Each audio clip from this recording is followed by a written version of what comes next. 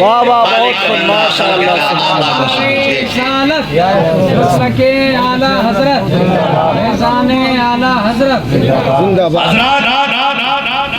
آپ اس محفل مبارکہ میں آئے ہیں، آج ہماری امت کو اس بات کی طرف توجہ دینی چاہیے کہ ہم اپنے مدارس کو زندہ کریں، مکاتب کی تعلیم کو ٹھوس کریں اور اپنی مسجدوں کو سجدوں سے آباد کریں۔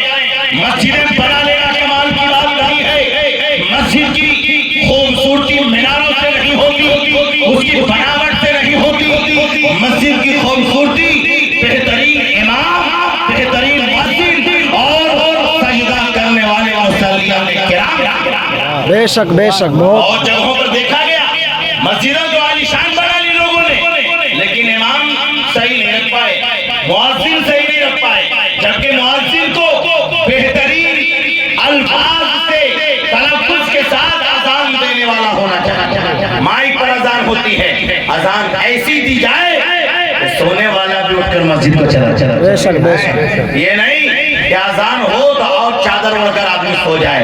اس لیے بیدار ہونے کی ضرورت ہے۔ اپنے چھوٹے چھوٹے بچوں کو جہاں ہم اسکول کے لیے بھیجتے ہیں، کانوینٹوں میں بھیجتے ہیں، بھیجیے۔ ہم منع نہیں کرتے کہ اپنے بچوں کو آپ ڈاکٹر نہیں بنائیے، انجینئر نہیں بنائیے۔ جی اگر ڈاکٹر نہیں ہوگا تو ہمارے بیماروں کا علاج کون کرے گا؟ انجینئر نہیں ہوگا تو ہمارے مدارس و مکاتب اور مساجد کا نقشہ کون بنائے گا؟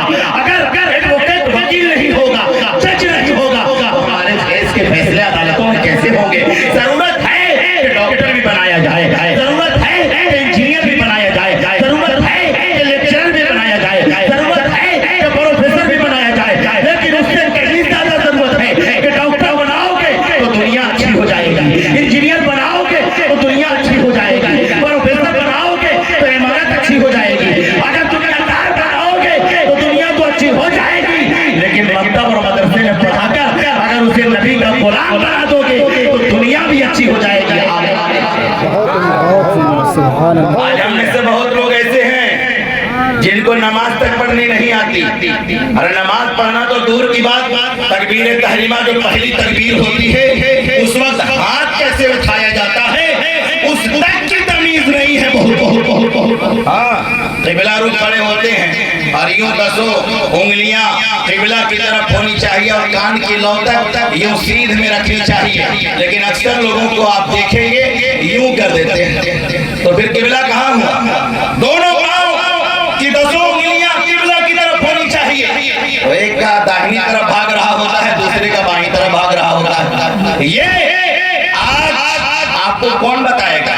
آپ تو محفل میں لیٹ سے آتے ہیں، تاخیر سے آتے ہیں۔ جمعہ میں میں سمجھتا ہوں کہ بڑے بڑے جلسوں سے بہترین پریام، بہترین نتیجہ، بہترین رزلٹ جمعے کے آدھے گھنٹے کی تقریر کا نکل۔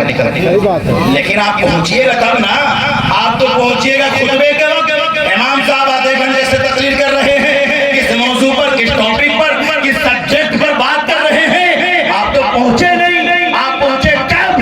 جب خطبہ اذان ہونے لگی اس وقت آپ پہنچے۔ اگر خطبہ ذرا سا لمبا ہو گیا تو آپ امام صاحب کو کھڑی دکھانے لگے، یعنی آپ کے پاس تو وقت ہے ہی نہیں۔ اسی لیے میں نے قرآن کریم کی آیت پڑھی جو 13ویں پارے کے حفاظ کرام بیٹھے ہیں، ان اللہ لا یغیر ما بقوم حتی یغیروا ما بانفسہم۔ شاید نے اس کا ترجمہ یوں کیا ہے کہ خدا نے آج تک اس قوم کی حالت نہیں بدلی۔ کہیے نا سبحان اللہ۔ تھک گئے کیا؟ تھک گئے؟ ذرا دونوں ہاتھوں کو اٹھا کر کہہ دیجئے سبحان اللہ۔ خدا نے آج تک اس قوم کی حالت نہیں بدلی، نہ ہو جس کو خیال خود اپنی حالت بدل۔ بے شک آج ہمارے درمیان سے ادب نکل گیا، احترام نکل گیا، علماء کا ادب نکل گیا، ائمہ کا احترام نکل گیا۔ آپ کے امام ہیں، آج امام کو امام نہیں بلکہ غلام سمجھا جاتا ہے۔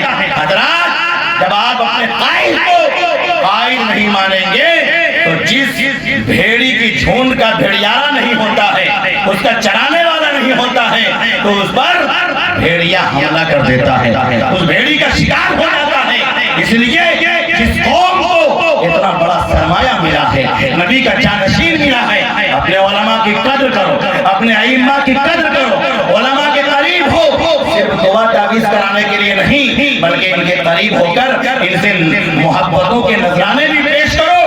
और जरूरियात दीनिया के मसाइल भी सीखो। इनसे पूछो कि अगर आदमी नापाक हो जाए तो कैसे नहाए कि पाक हो, कितना उसमें में कितने फराइज हैं। एक जगह मैं गया महफिल में, बहुत चंद लोग बैठे थे, साहिब खाना से जैसे खुर्शीद भाई, उस्मान भाई वगैरह हैं, ऐसे ही लोगों से हमने पूछा कि भाई क्या बात है, गांव के लोगों से आपकी बनती नहीं है क्या? बहुत कम लोग महफिल में आए हैं। अरे हुजूर बनती तो सबसे है, लेकिन लोग खाने के टाइम आते हैं, सलाम के टाइम आते हैं, वो सामने चौराहे पर एक जो है चबूतरा बना हुआ है और वहाँ बूढ़े बूढ़े लोग बैठ करके ताश खेल रहे होते हैं और जवान खड़े होकर के देख रहे होते हैं। हमने कहा कि भाई ये तो बड़ी बेहिसी की बात है कि मुसलमान महफिल हो रही हो, महफिल रसूल हो रही हो, ये मौका है जिनकी उम्र 25 साल 30 साल हो गई, अब वो मकतब में नहीं जा सकते, मदरसे में नहीं जा सकते, किसी स्कूल में नहीं जा सकते, उनके सीखने की यही जगह है। ये उलमा की भी जिम्मेदारी है कि महफिलों में लोग आए तो इनके वक्त को जाया ना किया जाए, बल्कि इनको कुछ सिखाया जाए, ताकि ये जाए तो अपनी नमाज पूरी कर सके, ये जाए तो बाकी ना बाकी का फर्क पैदा कर सके, ये जाए तो अपने बच्चों को सही तरबियत दे सके, ये जाए तो अपने बीवियों को, अपनी औरतों को उठा करके मुस्तफा जाने रहमत की सुन्नतें बता सके, खातून जन्नत का किरदार बता सके, खदीजा कुबरा का पाकीज़ा किरदार बता सके, अम्मी आयशा सिद्दीक़ा की सुन्नतें बता सके। तो इनको जिम्मेदारी है कि ये सुने, हमारी जिम्मेदारी है कि इनको सुनाए। फिर क्यों नहीं आए लोग? लोग हजरत ताश खेल रहे हैं, अगर आप चलिएगा ना तो सब आ जाएंगे। तो हमने कहा, बड़ी अच्छी बात कहने जा रहा हूँ, हमने कहा कि अगर मेरे जाने से लोग आ जाएंगे तो चलिए। मैं गया साथ में, और जाने के बाद वहाँ मैं गया तो क्या अस्सलाम वालेकुम व रहमतुल्लाह, तो सारे तो मुसलमान ही थे, सबों ने जवाब दिया, मुसाफा किया। उन ताश खेलने वालों में देखा कि बूढ़े बूढ़े 70 साल 80 साल वाले, इतनी बड़ी बड़ी दाढ़ियां हैं चेहरे पर, और बैठकर ताश खेल रहे हैं। हमने कहा चाचा आपके गांव में महफिल रसूल है, हम इतनी दूर से आ गए और आप अपने गांव में नहीं आ सके, क्यों नहीं आए? क्या आपको सीखने की जरूरत नहीं है? जानते हैं साहब ने क्या कहा? तंजिया लहजे में उन्होंने कहा, अरे मिलाद तो रोजाना होता रहता है, रोजाना महफिलें होती रहती हैं, मौलाना लोग बहुत आ जाते हैं, बहुत तकरीरें बहुत नाते होती हैं, इसीलिए हम लोग लास्ट में जाते हैं और डेली एक ही बात कितना सुने।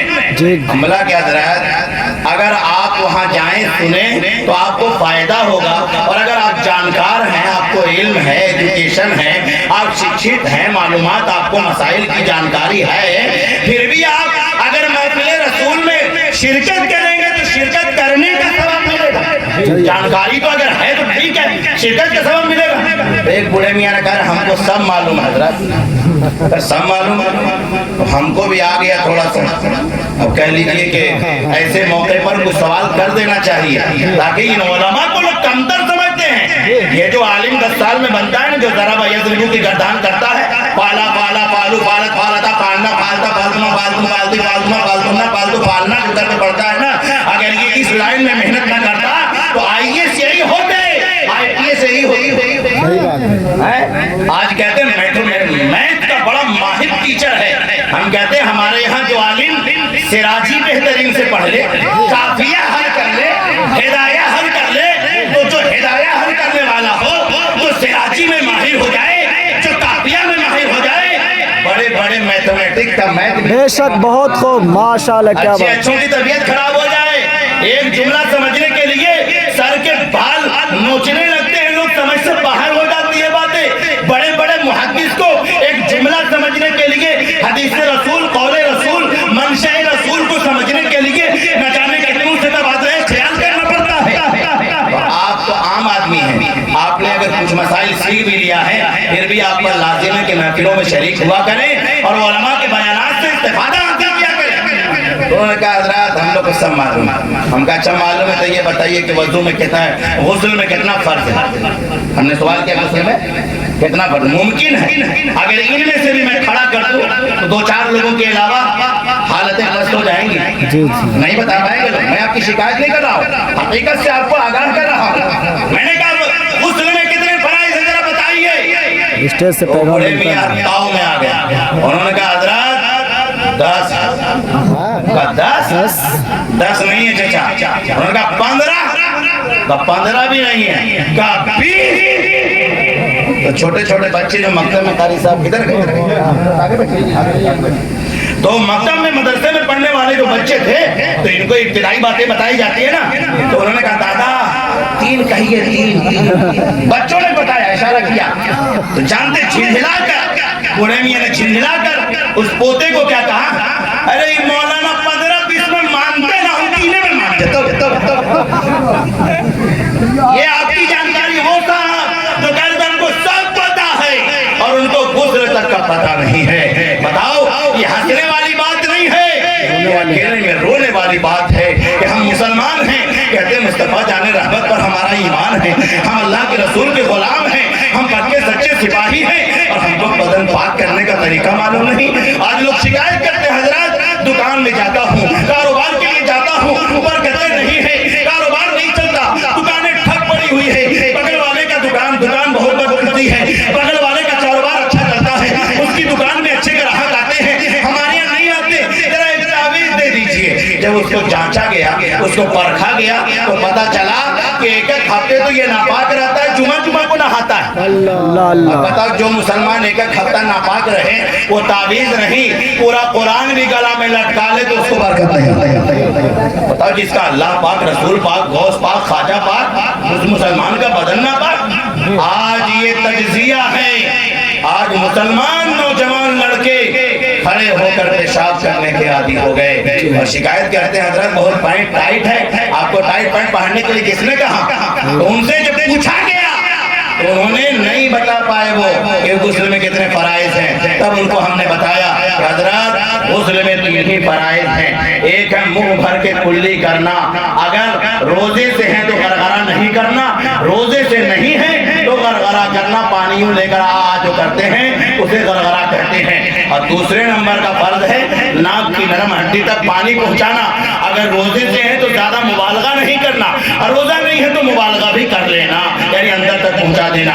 और तीसरे नंबर का फर्ज ये है कि पूरे बदन पर पाँव के नाखून से लेकर सर के बाल तक एक बाल के बराबर भी सूखा न रहने पाए, यही 3 गुस्ल में अगर पूरी टंकी खाली कर दे, पूरे पानी को खत्म कर दे और इन 3 फराइज की रियायत न करे तो वो पूरी टंकी खाली होने के बावजूद भी नापाक का नापाक रहेगा। अब बोलो कैसे आदमी नापाक रहेगा? आपके दिल में बात आती होगी, एक सवाल आता होगा कि पूरी टंकी के पानी से नहाना फिर पाक कैसे नहीं? तो हम बताते हैं कैसे नहीं। बहुत लोगों को आदत है कड़ा छड़ा पहनने की, हालांकि मुसलमान को इसकी इजाजत नहीं। बहुत लोगों को धागा बांधने की आदत है, कहा भाई तो अजमेर शरीफ से लाया था, अरे दोनों शरीफ से लाइए, वो जगह मोतबर है, वहाँ की हर चीज मोतबर थोड़े है, ये शरीयत में इसकी इजाजत नहीं। बल्कि मदीने का भी धागा आ जाए तो हम समझते हैं काबिल एहतराम है, लेकिन हाथ में बांधना शरीयत इसकी इजाजत नहीं देती तो फिर उसका कोई फायदा नहीं है। तो ये नौजवान कड़ा छड़ा के साथ धागा भी टाइट हाथ में बांधते हैं और पूरी टंकी खाली कर दें और इस धागे के नीचे पानी ना पहुंचे तो उलमा से पूछो, वो नहा लेगा फिर भी उसका गुस्ल नहीं होगा। क्यों? इसलिए कि पानी उसके नीचे नहीं गया। अंगूठी मर्द को चांदी की 4.5 मासा या उससे कम की पहनने की इजाजत है, 4.5 मासा, उससे ज्यादा की नहीं। यहाँ पे